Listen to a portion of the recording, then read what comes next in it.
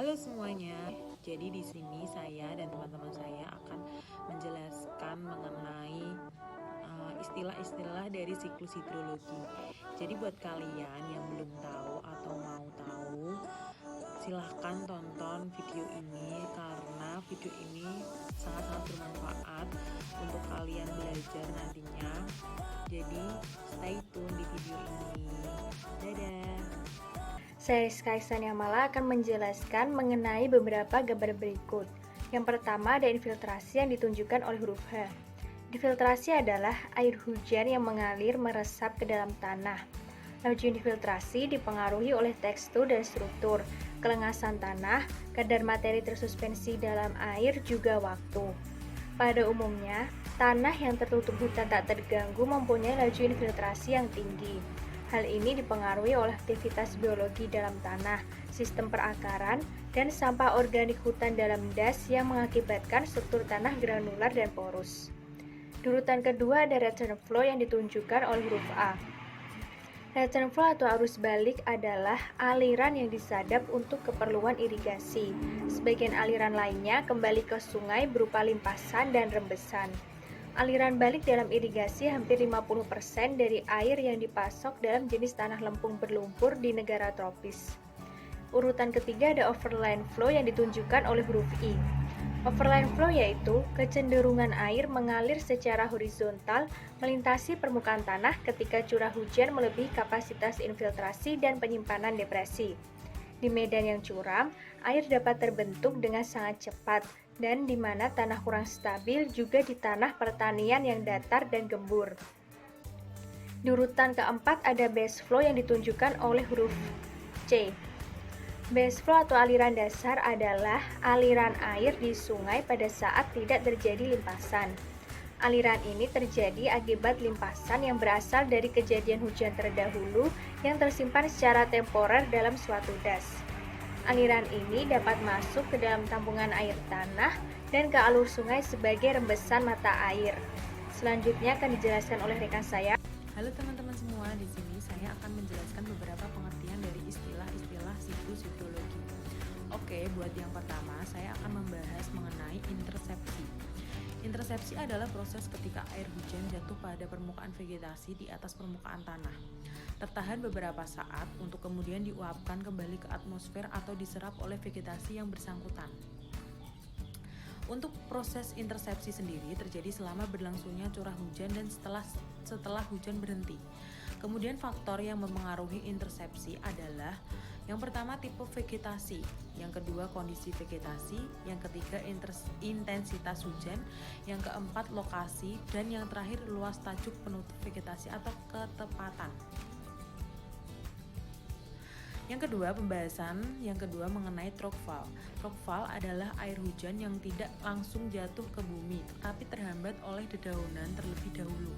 Air hujan yang mengalami evaporasi ada juga yang kemudian jatuh ke permukaan tanah, yaitu trough-fall itu.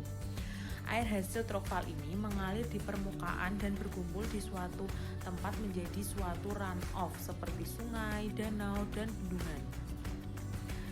Selanjutnya, yang ketiga adalah presipitasi. Presipitasi sendiri merupakan proses turunnya air ke permukaan bumi dalam bentuk air atau biasanya disebut hujan. Jika proses ini terjadi di daerah yang mempunyai suhu rendah, maka proses presipitasi akan membentuk salju. Jika pada daerah yang sedang akan membentuk hujan. Kemudian untuk mekanisme terjadinya presipitasi dibagi menjadi 3, yaitu hujan konvektif, stratiform, dan orografik. Bentuk-bentuk dari presipitasi ada 4, yaitu hujan es, hujan kepingan salju, dan debu berlian. Yang terakhir ada evaporasi. Evaporasi adalah proses penguapan air dari tubuh-tubuh air seperti laut, danau, dan sungai akibat pemanasan sinar matahari. Air yang menguap karena panas matahari tersebut akan naik dan nantinya menjadi awan. Pada dasarnya, semakin tinggi suhu matahari, terutama pada musim kemarau, maka semakin banyak juga air yang menguap. Jadi itu adalah beberapa istilah dari proses siklus hidrologi. Untuk istilah-istilah lainnya pada siklus hidrologi akan disampaikan oleh teman saya. Halo teman-teman, di sini saya akan melanjutkan penjelasan mengenai gambar tersebut, di mana pada huruf G ada proses precipitation, di mana precipitation merupakan hilangnya uap air dari permukaan tumbuhan. Sedangkan di huruf C terdapat stream flow atau saluran limpasan, di mana merupakan aliran air di aliran sungai, dan saluran lainnya yang merupakan elemen utama dari siklus air. Selanjutnya ada water table yang ditunjukkan oleh huruf A adalah air tanah atau groundwater yang terperangkap di atas permukaan air tanah karena keberadaan lapisan impermeable seperti serpi pada zona aerasi. Selanjutnya akan dijelaskan oleh rekan saya. Perkenalkan, nama saya Faiz Nanda Ababil. Di sini saya akan melanjutkan penjelasan dari teman-teman saya mengenai gambar yang disajikan.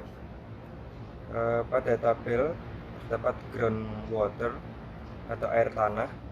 Ini groundwater ditunjukkan pada huruf D. Groundwater atau air tanah adalah air yang terdapat dalam lapisan tanah atau bebatuan di bawah permukaan tanah. Air tanah merupakan salah satu sumber daya air yang keberadaannya terbatas dan kerusakannya dapat mengakibatkan dampak yang luas serta pemulihannya sulit dilakukan. Kemudian ada capillary fringe. Ini ditunjukkan pada huruf B. Capillary fringe adalah lapisan bawah permukaan di mana air tanah merembes dari tabel air oleh kapiler untuk mengisi pori-pori. Pori-pori di dasar pinggiran kapiler terisi akibat saturasi tegangan. Bagian yang jenuh dari pinggiran kapiler ini lebih kecil dari total kenaikan kapiler karena adanya campuran dalam ukuran pori. Selanjutnya yaitu variable source area for saturation excess overland flow, ditunjukkan pada huruf C. Ini terjadi jika lapisan tanah menjadi jenuh dan air tidak dapat lagi terinfiltrasi. Ini biasanya terjadi pada hujan kecil hingga hujan sedang dengan durasi yang panjang atau kejadian hujan yang berurutan. Itu saja dari saya. Terima kasih. Hai semuanya, terima kasih banget udah nonton video kita mengenai istilah-istilah siklus hidrologi. Semoga bermanfaat ya buat kalian semua. Jangan lupa subscribe, comment, and like, dan share ke seluruh media sosial kalian agar semua bisa terkena manfaatnya dari video kita. Terima kasih.